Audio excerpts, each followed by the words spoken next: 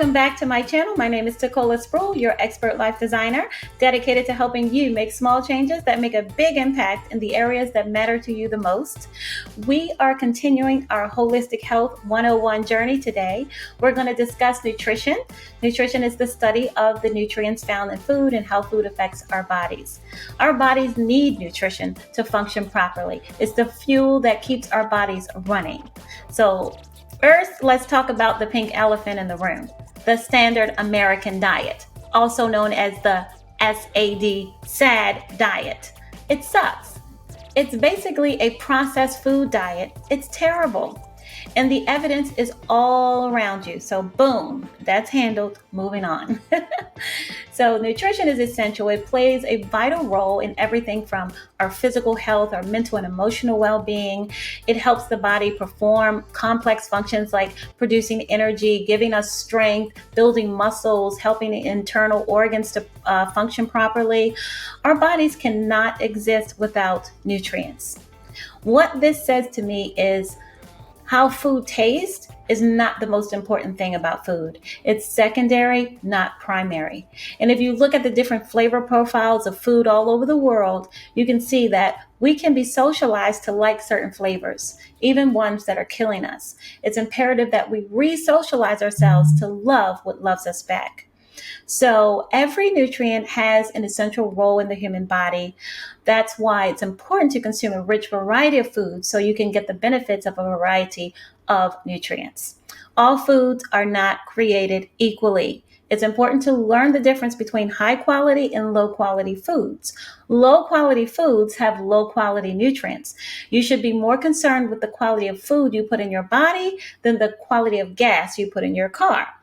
If you pull up to a gas station and they're out of premium gas, you wouldn't dare put average gas in that car, or what was called regular. You wouldn't put regular gas in that car because you know it would cost you in the long run.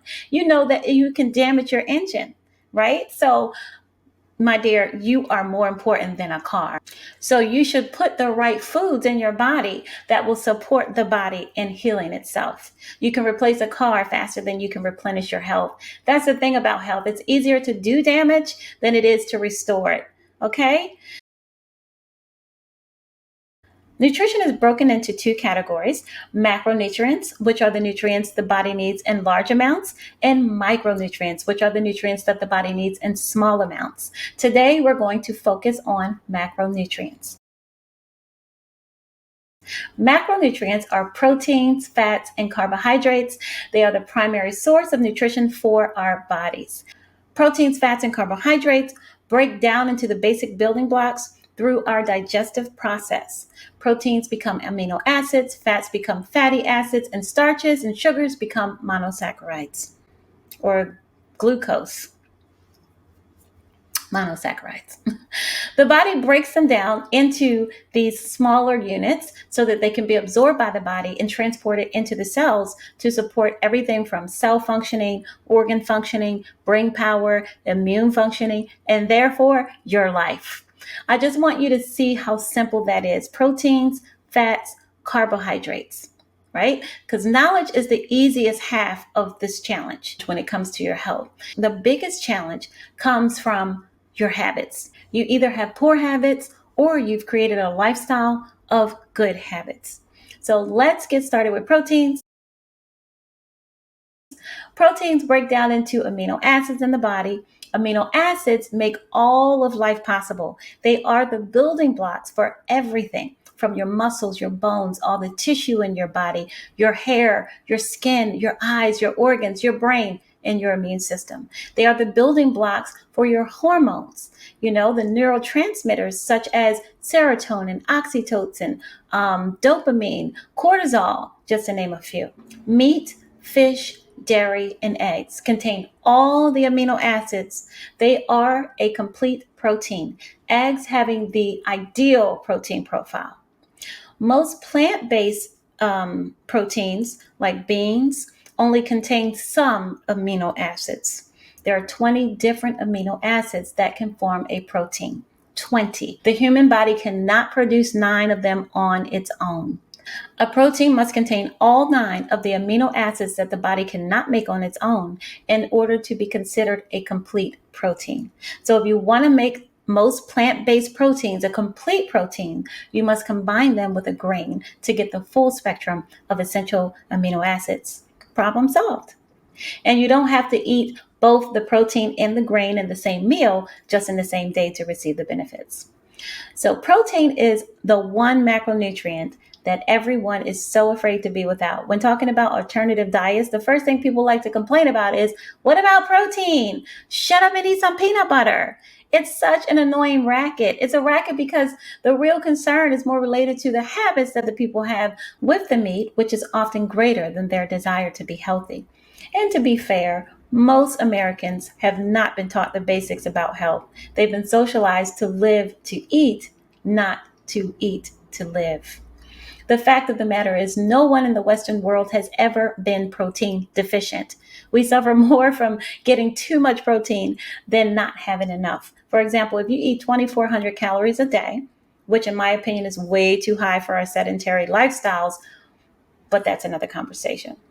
By the way, calories are a standard unit for measuring energy, and the standard American diet, aka the SAD diet, recommends 2,400 calories a day, which to me is way too many calories for the average person. On average, we are not active enough for that to make sense, which is one of the reasons we're on average an overweight society. So back to the protein. We consume way too much protein from meat sources. This is why we have such high rates of cardiovascular disease. The health issues that come with eating a lot of meat decreases with vegetable protein and protein from nuts and seeds. So your source of protein is very important. As it pertains to meat sources, you want to have organic over conventional because the antibiotics, hormones, and the unethical conditions that the animals are bred in causes a lot of illnesses to the animals, which are transferred to the health of the consumer of those meats. So although meat, fish, dairy, and eggs are a great source of protein, our industrialization of meat sources causes our meat to be very toxic, not only to our bodies, but to the environment. That's why people are moving to plant-based proteins. So yes, you can cut your meat, fish, dairy, and eggs back by 100% and get your dietary requirements of protein. Some examples of non-meat complete protein sources are hemp seeds. Hemp protein is the best. It closely matches blood plasma proteins. It's highly compatible with the human digestive system. All of the essential amino acids are present. It has the ideal protein profile. Spirulina, buckwheat, hummus, tofu. Hummus is made out of chickpeas. Tofu, tempeh, edamame beans, pumpkin seeds, chia seeds. We'll get more into the different types of foods and what tasty things we can do with them as we move along in our journey. By the way, I am in no way promoting a meat-free diet. Occasionally, I eat meat, just as occasionally I eat cake. I'm fully aware that, number one, it's highly addictive or habit-forming. Two, it's not the cleanest fuel for my body. Therefore, I do it minimally, not in moderation, minimally. Because the health of my body is very important to me. Diets that are lower in meat consumption lead to greater longevity. The longer adherence to a plant-based diet, the lower the risk of mortality, the higher your life expectancy. So let's look at fats. Fats are one of the primary sources of energy for the body. Fats provide the body with 9 calories per gram, whereas proteins and carbohydrates provide only 4 calories per gram. Okay, so remember, calories are the energy released from the food used to give the body energy. Fats provide the body with more calories than carbs and protein, but fats are nutrient poor, whereas proteins and carbs are nutrient rich. But fats are essential. They play a very important role in maintaining healthy skin, hair, regulating body temperature, supporting the immune system, managing energy levels. Fat also slows down the release of glucose from carbohydrates, and you'll see why that's important when we talk about carbs. Fats insulate the internal organs and the nerves. It helps with nerve transmission, vitamin and mineral absorption, and hormone production. So it's very important with the nerves. If you have someone who's high wired energetically, who's like nervous and anxious, more fats will help to insulate the nerves and slow down the nervous system, keep it from firing off.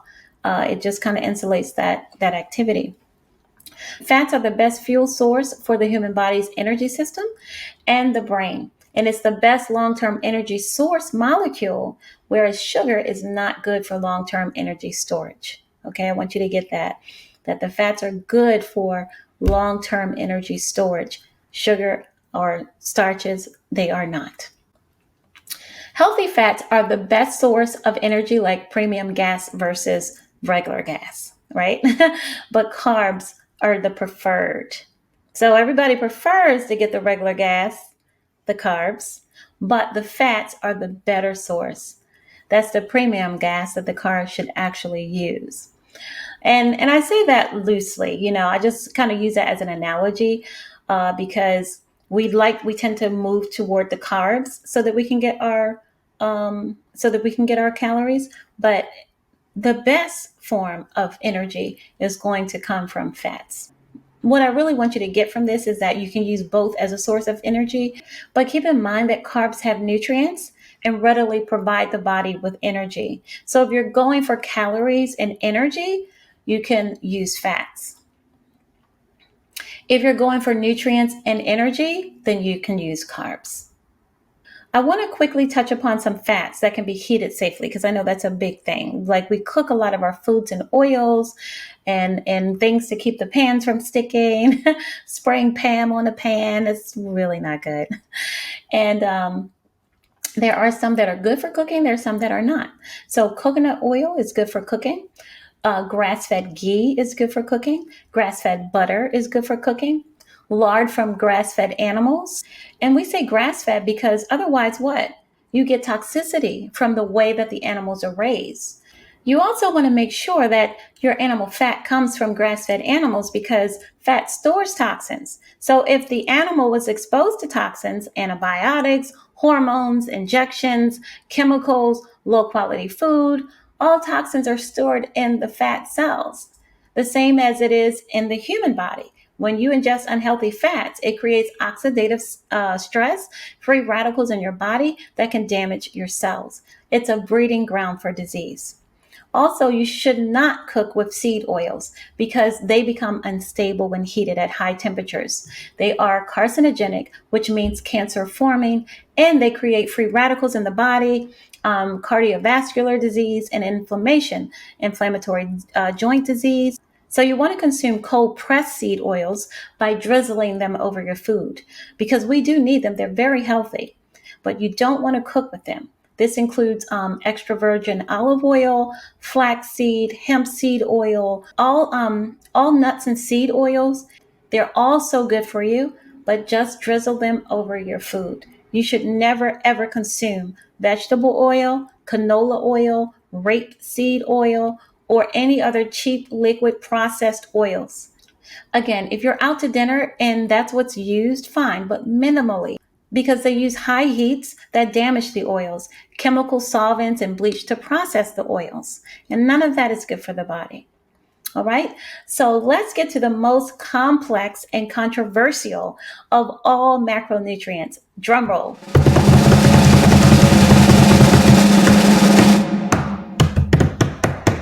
Carbs. Yes, carbs. The black sheep problem child suffering from middle child syndrome macronutrients. Carbs be stirring up so many problems because they're so habit forming and we love to eat them, especially the unhealthy carbs, but so does the unhealthy bacteria in your body. Carbs are the starches and sugars found in many fruits, vegetables, legumes, and I hate that word, legumes. It's so dumb. Beans and grains. It's also found in milk, cheese, yogurt, and other dairy products. It's found abundantly in processed foods like breads, pastas, cereals, or any food that contains flours or sugars. Carbs are the problem child because they get broken down into the sugar that the cells need for energy. Your brain, your red blood cells, your nervous system all rely on this sugar for energy. It provides energy for everything that we do, from thinking and working to moving and exercising. The body breaks down these sugars and starches and turns them into glucose to be used for energy. Glucose is your body's preferred source of fuel, like we talked about earlier. So you know that there are healthy and unhealthy proteins, healthy and unhealthy fats, while there are also healthy and unhealthy carbs. Once we eat carbohydrates, our digestive system breaks them down into glucose, a simple sugar that enters into the bloodstream and impacts your blood glucose or blood sugar level. Okay, everybody has heard about this, the blood glucose or your blood sugar level. The body has a built-in mechanism to make sure our levels stay stable. It's called insulin. Your pancreas makes and releases a hormone called insulin to process this glucose. Okay, so insulin takes the sugar or glucose out of the bloodstream into the cells where it's used for energy or stored in the liver for later use. What glucose the body doesn't need gets stored in the liver as glycogen. There are two types of carbohydrates. They have different molecular sizes. There are simple carbs and complex carbs. Simple carbs provide the body with a burst of energy because they are easily processed by the body due to the fact that they have one or two sugar molecule units. Because of their simple molecule structure, there is no digestion involved. Therefore, they immediately enter into the bloodstream. But this can lead to blood sugar spikes and crashes. If your blood glucose level is too high, the body won't function properly. So the pancreas secretes an overdose of insulin to move the glucose out of the body into the liver where it's stored as glycogen. But after about an hour, our blood glucose level takes a nosedive. This is what you call the itis. The interesting thing about the terminology is in allopathic medicine, itis is the suffix added to the names of diseases.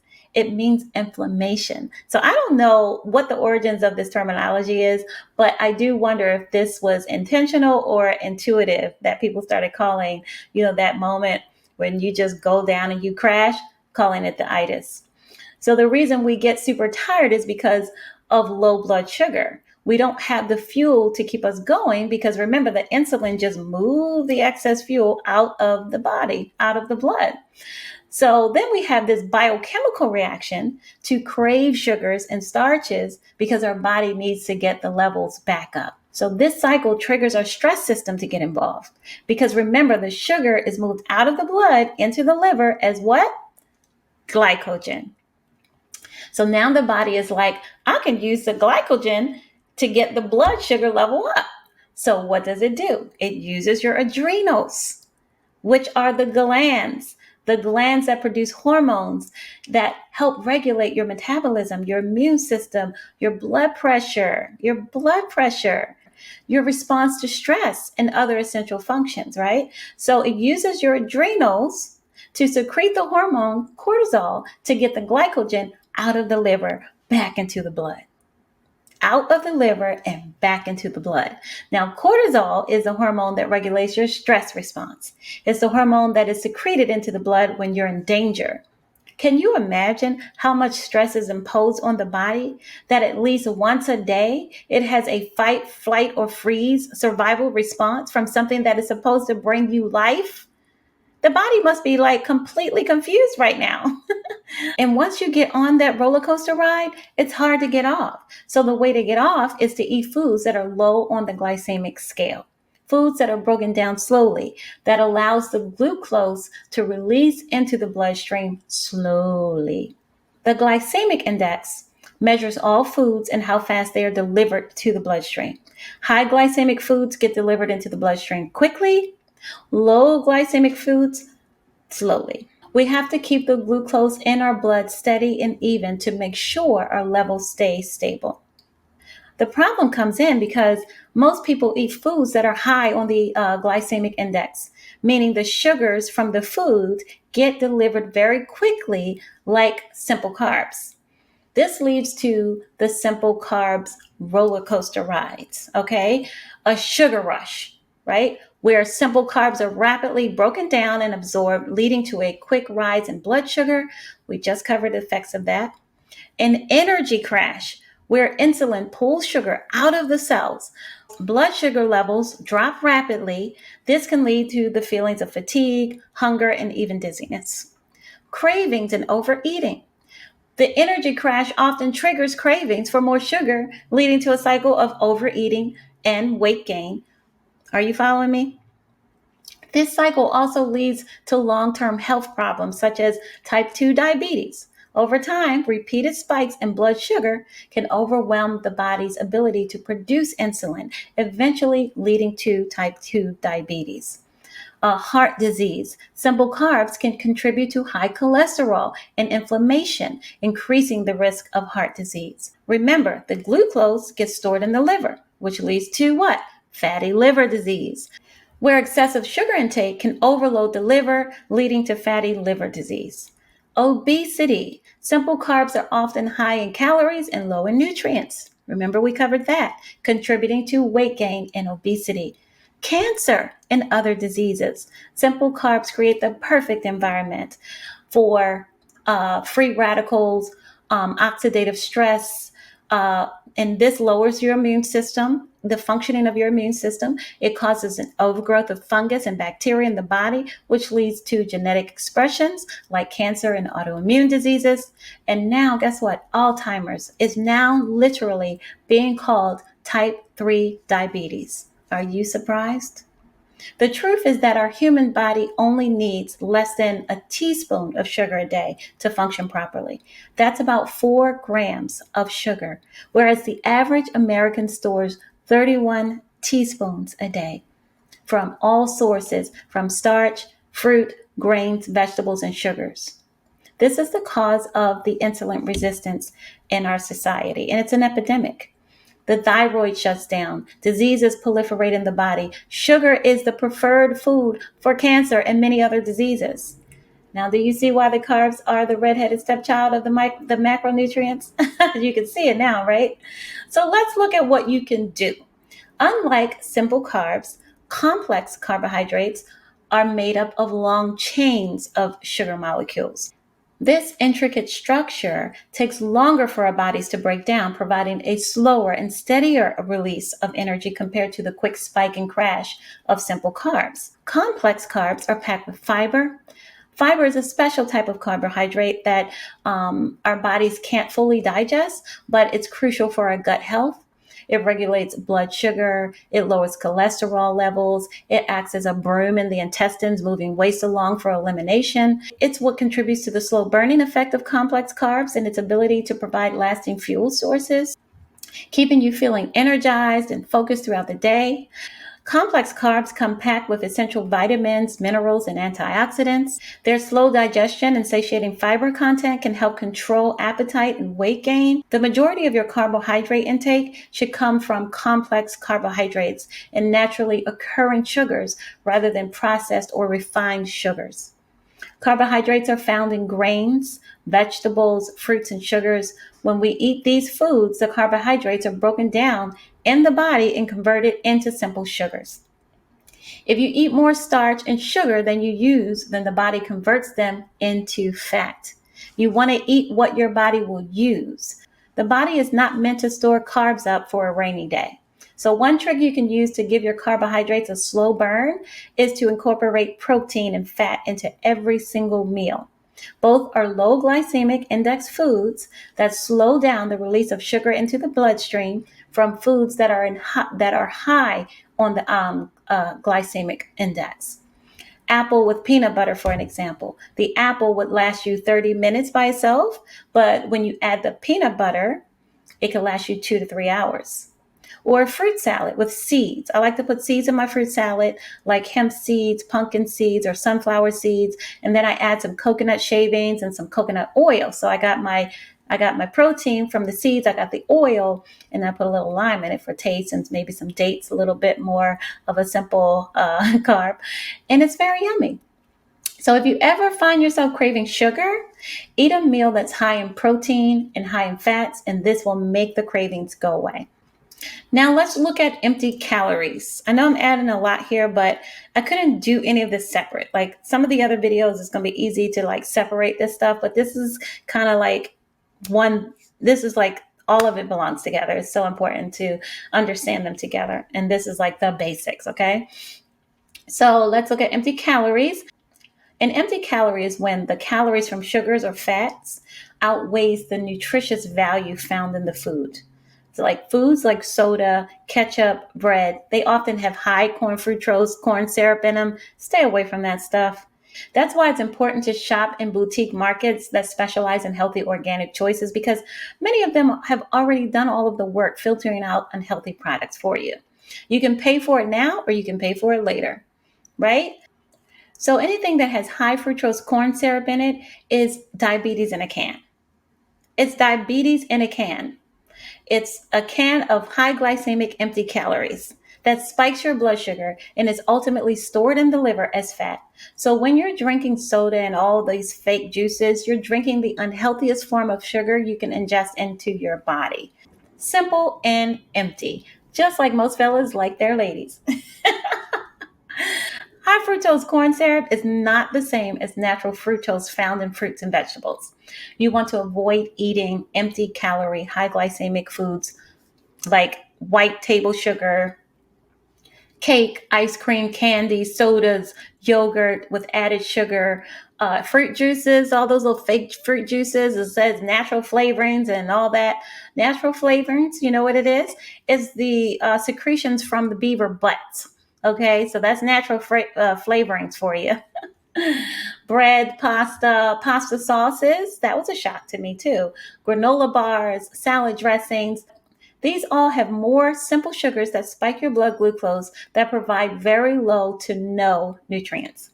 Also, foods like fast foods, burgers, pizzas, hot dogs, processed meats like deli meats, sausages, bacon. First of all, this is not food. This is what I call food stuff.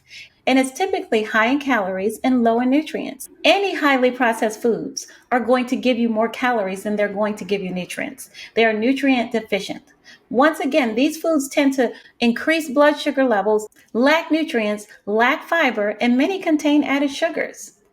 So high quality carbohydrates contain many essential nutrients, including vitamins, minerals, fiber, and antioxidants, which all contribute to your overall health.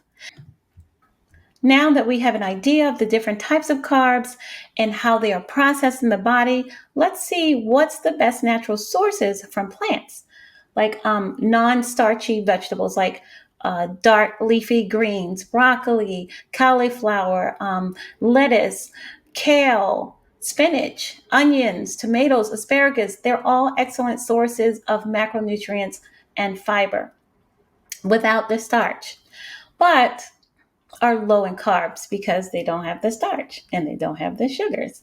But they're good for weight loss. You can eat up to 1 pound, approximately 500 grams of these non-starchy vegetables every single day. Fruits provide a wide range of macronutrients and fiber. They should be the primary source of carbohydrates in your diet.